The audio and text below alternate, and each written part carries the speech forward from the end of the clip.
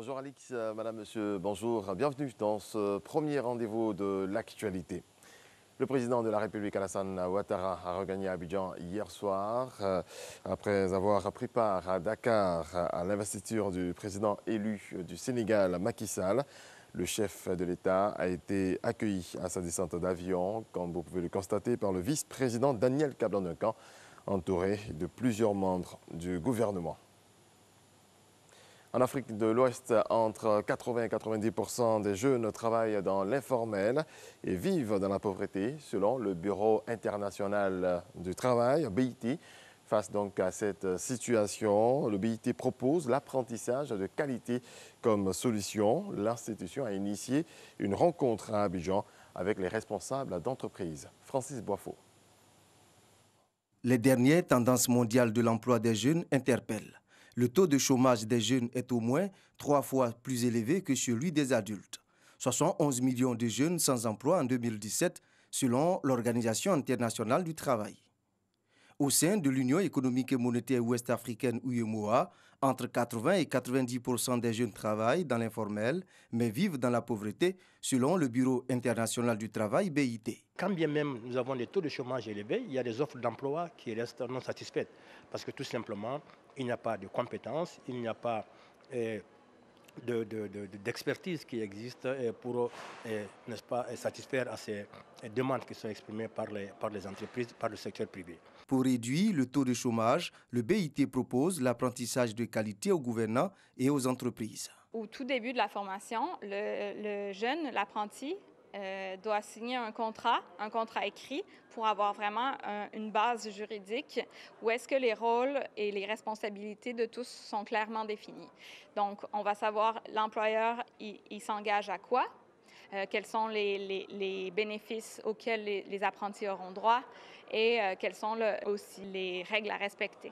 Pour permettre aux responsables des structures publiques et privées en charge de l'emploi des jeunes, aux représentants des systèmes des Nations Unies et aux instituts de recherche de s'approprier ce mécanisme d'emploi des jeunes, une rencontre se tient à Abidjan sur 3 jours. La communauté économique des États de l'Afrique de l'Ouest, CEDEAO, veut créer un cadre institutionnel intersectoriel pour réduire les risques et mieux gérer les catastrophes. Un atelier a servi de cadre pour la réflexion avec les collectivités territoriales de la sous-région. Sidonie Davila. Approche commune pour la réduction et la gestion des catastrophes naturelles. Cet atelier de 3 jours, qui réunit les responsables de collectivités, examinera cette solution. Différentes thématiques telles que la planification des mesures d'urgence, la communication en situation d'urgence, comment faire une étude de vulnérabilité, la connaissance du milieu. Disons que c'est des outils pratiques qui permettent de pouvoir prendre des décisions efficientes à un moment donné pour éviter qu'on connaisse des pertes en vie humaine. L'atelier de sensibilisation sur la réduction et la gestion des catastrophes est l'initiative de la CEDEAO, la communauté économique des États de l'Afrique de l'Ouest, à travers la mise en place d'une plateforme nationale, veut accompagner le gouvernement en cas de catastrophe naturelle. Il nous revient de vous approprier toutes les thématiques de ce renforcement de capacité qui visent notamment à prendre connaissance du cadre institutionnel et normatif de prévention, mais également de disposer d'une part d'outils de planification des mesures d'urgence en vue de mieux prévenir et gérer les catastrophes. Selon un rapport présenté par le préfet d'Abidjan, la ville concentre plus de 75% de catastrophes naturelles. Et pour éviter les événements tragiques qu'a connus le pays durant la saison pluvieuse de l'année dernière, la Côte d'Ivoire bénéficie d'une enveloppe de 175 milliards de francs CFA de la part de la Banque mondiale consacrée à la résilience urbaine. Faire connaître l'autisme au grand public, c'est l'objectif de la Fondation Kablan-Joseph pour l'autisme en Afrique. Hier, 2 avril, à l'occasion de la journée mondiale consacrée à ce trouble neurocomportemental, les populations ont été invitées à tendre les bras aux personnes atteintes. C'était à Yopougon, Figayo. Le reportage de Christelle Bédika, commenté par Walter Hamadou.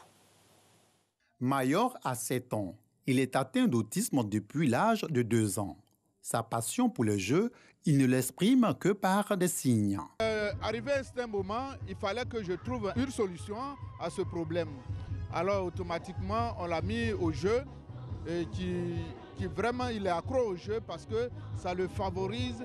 Il arrive à communiquer à travers les jeux parce que ce n'est pas n'importe quel jeu je mets.